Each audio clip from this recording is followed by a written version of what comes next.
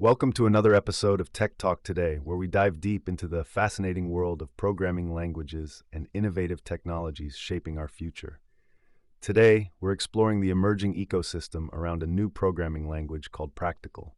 This language aims to enhance the software development experience, particularly for developers who are seeking simplicity and efficiency. So to kick things off, let's talk a bit about what makes Practical stand out. There's a repository called the Practical Compiler, which is built on LLVM, a well-known framework that many modern compilers use.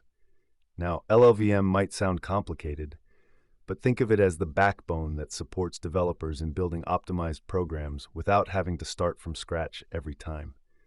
How cool is that? Now imagine you're at a cafe, sipping your favorite drink, and you hear someone rave about how easy and straightforward it is to code with Practical.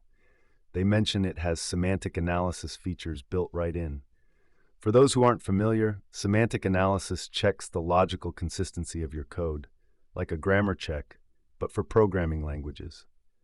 It's like having that helpful editor looking over your shoulder, saying, "Hey, did you mean to do that?"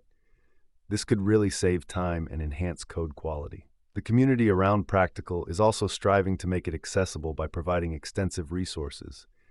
They've created repositories specifically for language specifications, which outlines exactly how the language should behave and what you can do with it. Think of it as a guidebook for tourists in a new city. It helps you navigate and make the most out of your programming journey. But here's something that really struck me. There's a Vim plugin for Practical. For those who aren't in the know, Vim is a highly efficient text editor favored by many programmers for its speed and versatility.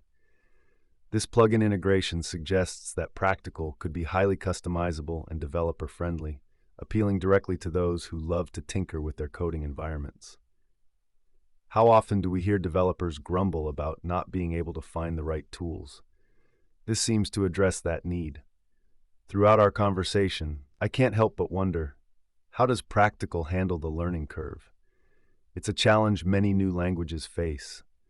Will developers find it intuitive, or will they be left scratching their heads? And let's consider the bigger picture.